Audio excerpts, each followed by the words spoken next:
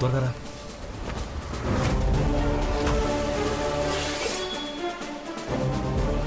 ఎక్కడికి వెళ్ళకు నాన్నా. నీకేం అవసరం వచ్చినా ఈ 2 రోజులు పనివాళ్లకో లేకపోతే నీ ఫ్రెండ్స్కో మాకో చెప్పు. అలాగేమ్మా, ఎక్కడికి వెళ్ళను, ఇక్కడే ఉంటాను. దేవా,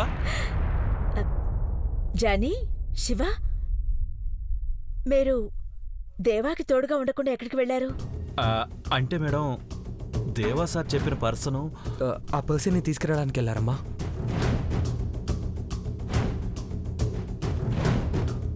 అయినా అమ్మాయి వివరాలు అడగలేదు కదా శివ. అయితే అతను వచ్చాడా? నాన్నా, అతనికి మన ట్రీట్మెంట్ ఎలా ఉంటుందో తెలియాలి. ఆతిథ్యాన్ని ఎప్పుడూ మర్చిపోకూడదు, సరేనా? టేక్ కేర్ నాన్నా. అలాగే చూసుకోండి. అలాగే ఆంటీ. మనం పిలిచింది గెస్ట్ అనుకుంటుందమ్మా. ఆతిథ్యం కోసం ఇచ్చే ట్రీట్మెంట్ కాదమ్మా. నాకు షాక్ ట్రీట్మెంట్ ఇవ్వడానికి వచ్చిన డాక్టర్. ఈరోజు నా పెళ్లి రోజు అని గుర్తుండాలంటే నేను బ్రతికుండాలి. ఏదైనా జరిగితే ప్రేమ దక్కలేదని, నా కొడుకు దక్కకుండా పోయాడని చెప్పమ్మా.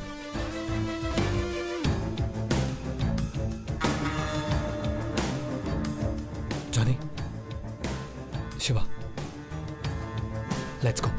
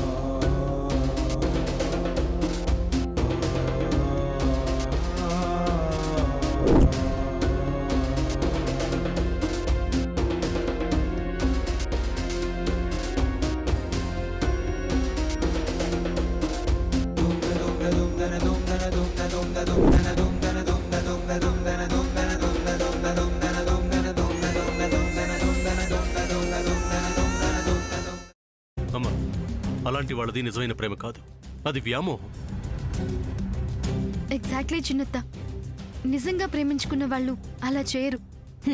ఎంత మనసు విరిగిపోతే కన్న కూతుర్ని పట్టుకొని మా దృష్టిలో చచ్చిపోయా ఉంటుందా తల్లి?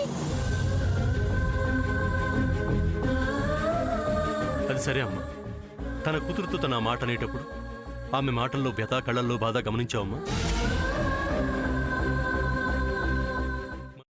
పెద్దబాబుకు బర్త్డే విషెస్ చెప్పు కూడా వెళ్ళాం కదా. ఊరికే ఎలా కాలిపోతుంది? మంట పెడితేనో పడితేనో తగలబడుతుంది.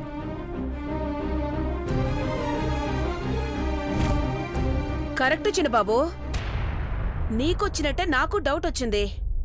పార్వతే షర్టును తగలబెట్టిందనుకుంటా.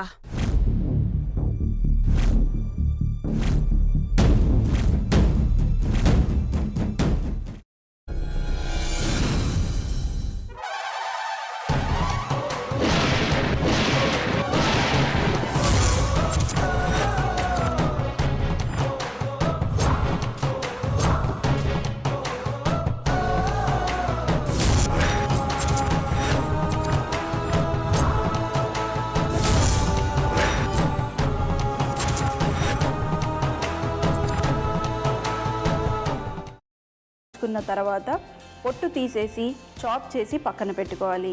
ఒక ప్యాన్లో కొద్దిగా నూనె వేడి చేసి అందులో ఆవాలు, మినప్పప్పు, శనగపప్పు, కరివేపాకు, సన్నగా తరిగి పెట్టుకున్న ఉల్లిపాయలు వేసుకుని 1 నిమిషం పాటు వేయించుకోవాలి. ఆ తర్వాత కాల్చి కట్ చేసి పెట్టుకున్న వంకాయని కూడా అందులో వేసుకుని బాగా మిక్స్ చేసి బౌల్లోకి ట్రాన్స్ఫర్ చేసుకుని అందులో తగినంత చిక్కటి పెరుగు లేదా పల్చటి పెరుగు వేసుకుని మిక్స్ చేసి అన్నంతో కానివ్వండి, చపాతీతో కానివ్వండి సర్వ్ చేసినా చాలా బాగుంటుంది.